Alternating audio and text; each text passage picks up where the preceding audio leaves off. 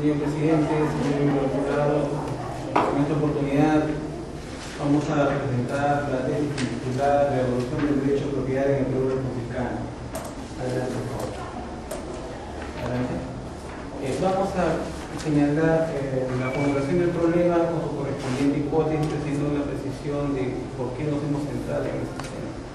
El problema dice: ¿cómo fue influenciada la legislación sobre el derecho de propiedad en el Perú republicano por las corrientes políticas, económicas y sociales que se desarrollaron en Europa y Estados Unidos durante los siglos XIX y XX?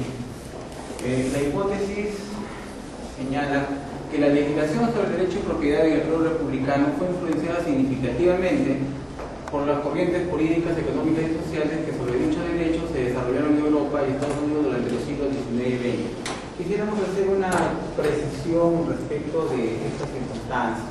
¿Por qué nos hemos enfocado en cuanto a la delimitación del problema y de la tesis en cuanto a su desarrollo? Nos hemos centrado en el derecho de propiedad para enfocar un solo derecho con la finalidad de evitar la dispersión. Y en cuanto a la dispersión, en cuanto a una orientación, en cuanto a la temática. Y temporalmente nos hemos centrado en el Perú republicano. Es por eso que nos hemos centrado en los siglos XIX y XX. Y hemos encontrado, y creemos haber demostrado a lo largo de la tesis, de que esa influencia, producto de estas corrientes políticas, económicas y sociales, fue significativa. Lo que hemos querido desarrollar en esta tesis no es meramente un trabajo exegético al cual nosotros como abogados estamos acostumbrados, sino que esa exégesis esté también orientada o enmarcada en un análisis más amplio, más profundo, que abarque otros elementos que generen un estudio interdisciplinario, es decir, que abarque también aspectos históricos, sociológicos, culturales, filosóficos. Avanza, por favor. Ahí están los objetivos, creo que podríamos pasar, porque no había tenido oportunidad de verlo, vamos a las cuestiones más adelante, por favor. Vamos a hacer una breve referencia a una orientación histórica que nos parece muy pertinente para el desarrollo del tema del derecho de propiedad en el Perú republicano. Y lo hemos titulado De las comunidades campesinas a los asentamientos humanos. Avanza. Avanza, por favor. Ya. Conforme nosotros sabemos, iniciada o aperturada el proceso emancipatorio y logrado formalmente a partir del año 1824, tenemos que hemos tenido una serie de legislaturas, una serie de constituciones a lo largo de nuestra historia. Como sabemos, inicialmente al comienzo del siglo XIX, nuestra legislación fue bastante convulsa, teniendo como base las diversas guerras civiles en las cuales estábamos enmarcados, guerras civiles internas y guerras de límites con nuestros países limítrofes, con nuestros países vecinos. En ese contexto, realmente, la Constitución que tuvo y hasta ahora la de mayor trascendencia en cuanto a su duración es la de 1860. ¿Y qué nos encontramos con esa Constitución? Nos encontramos con una Constitución que en este año nos señala que el derecho de propiedad es intangible, es inviolable y que solamente puede ser excepcionalmente, la persona puede perder el derecho de propiedad como consecuencia de un proceso indemnizatorio.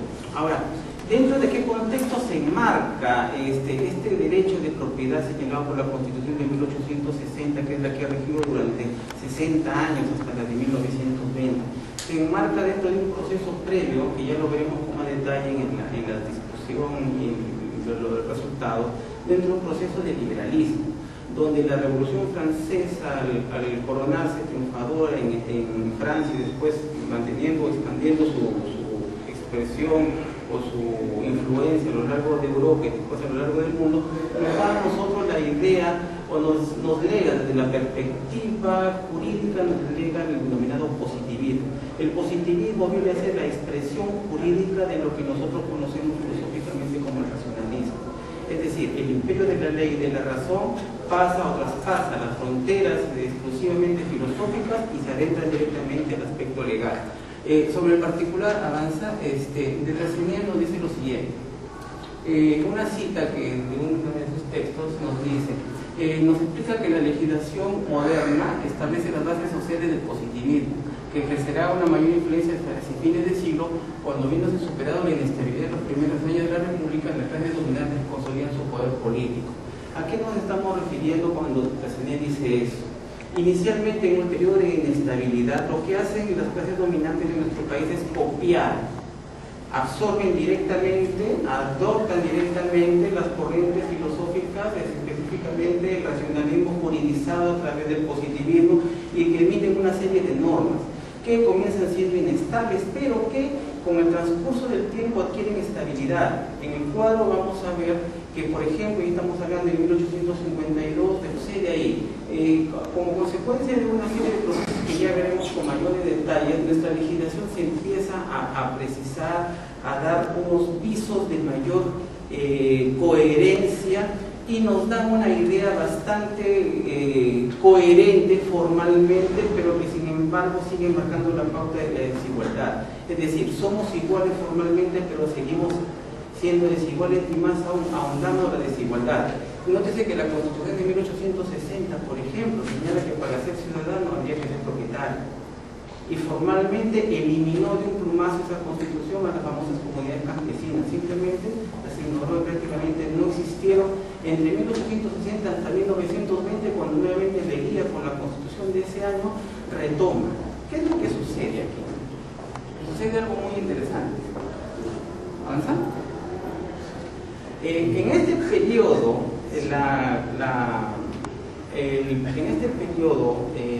el derecho de propiedad formalmente está garantizado para todos.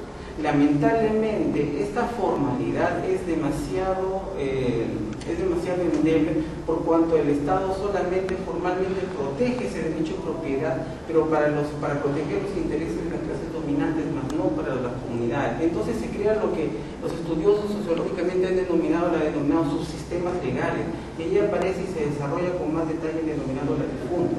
El latifundio, como sabemos, la hacienda, la expresión del latifundio, se consolida como un subsistema legal bastante significativo. ¿Qué es lo que sucede? Las haciendas se convierten a partir del siglo XIX, se consolidan en el siglo XIX y el siglo XX, con el boom de las exportaciones de materias primas, empiezan a consolidarse como los muros de contención entre las clases dominantes que se mantenían en las grandes ciudades, sobre todo en Lima, frente al muro de contención de los indígenas y de los que buscaban adquirir mejores y mayores derechos de propiedad. Entonces, ¿qué pasaba? Las haciendas eran como especies de esponjas que captaban a esas poblaciones y no les permitían llegar a las ciudades. Ese proceso de latifundio se desarrolla y se va a consolidar, y finalmente va a fenecer en la década de los 70, porque ya lo vamos a ver en su oportunidad. Pero lo importante, y que con eso queremos terminar centrado este tema, es que el positivismo jurídico, que fue la base inicial en la época republicana, nos lega formalmente un sistema normativo no contradictorio, un sistema normativo coherente formalmente, pero gravemente incoherente en cuanto a sus consecuencias sociales. Es decir, los indígenas y las grandes masas de nuestra población estaban debidamente representadas. Tan es así que ya lo vamos a ver en su momento, vienen las famosas migraciones. No sé si es que, como el tema es un poco amplio y con la venia del señor presidente, todavía no recuerdo, no sé si podríamos pasar a las discusiones de resultados, teniendo en cuenta de que son temas que se están retirando, al menos de las discusiones, porque son temas que vamos a seguir retomando. Entonces, esos temas lo vamos a retomar allí con más detalle. Vamos a la discusión. Sí, ¿dónde están los cuadros? Por favor. Ajá, allí. ¿Avanza? Ya. Muy bien. Todo lo que hemos estado expresando lo tenemos en este cuadro. Hemos hecho este cuadro bajo la óptica de establecer un paralelo en relación a las influencias foráneas europeas y su correspondiente correlato con los acontecimientos en nuestro país y respecto a la legislación en general y la legislación específica de derecho de propiedad. Así tenemos, por ejemplo, desde el punto de vista de finales del siglo XVIII, estos son los hechos o los escritos históricos correspondientes. La Revolución Francesa, la Constitución Francesa de 1799, el Código Civil Napoleónico, que hacen la introducción desautorizar con toda claridad el absolutismo jurídico, el positivismo que señala que el derecho de propiedad es básicamente inviolable. Es una característica que inclusive se va a mantener dentro de las características de lo que nosotros conocemos como los derechos reales.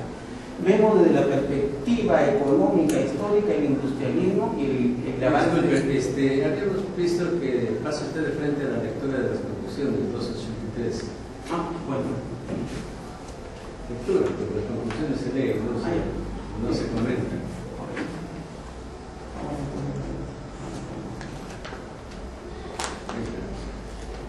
Bien. Primera conclusión, la normatividad sobre el derecho de propiedad en el Perú republicano se vio influenciada por las corrientes jurídicas, económicas y sociales que se desarrollaron en Europa durante los siglos XIX y buena parte del siglo XX de corte positivista y liberal.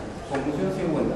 Si bien es cierto esa influencia fue significativa, cabe señalar que la misma estuvo condicionada a una serie de condicionantes culturales e históricos propios de nuestro país, por lo que su aplicación tuvo connotaciones particulares, como por ejemplo la existencia del latifundio, el hecho de haber sido colonia de España, los intereses de las clases dominantes, los procesos migratorios del campo a la ciudad, como consecuencia del centralismo, la pobreza, etc.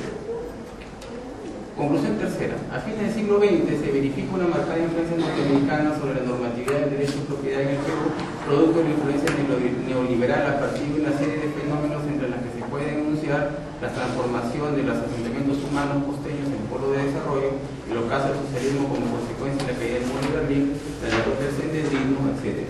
Cuarto, las corrientes socialistas y marxistas no tuvieron nuestra legislación en general y de propiedad en particular mayor influencia, no obstante, en algunos periodos del siglo XX, especialmente durante el gobierno militar y en ciertos momentos los gobiernos de León y García, donde más bien hubo cierta incidencia proteccionista, intervencionista y a veces estatista, pero que no configuraron en modo alguno la adopción expresa del modelo socialista. Recomendación. Consideramos que se deben profundizarse los estudios interdisciplinarios respecto al derecho de propiedad, pues la visión holística e interdisciplinaria permitirá una visión de conjunto más veraz que la mera visión reduccionista normativista a la cual estamos acostumbrados. Segunda recomendación. En ese orden de ideas, solo una visión que nos permita acercarnos a la comprensión de las diversas aristas sociológicas, culturales y económicas de un fenómeno tan complejo como es el derecho de propiedad constituye la mejor garantía de proyección y elaboración de normas adecuadas a nuestra realidad que coadyuven al desarrollo, la justicia y la paz social. Ya, entonces esto vamos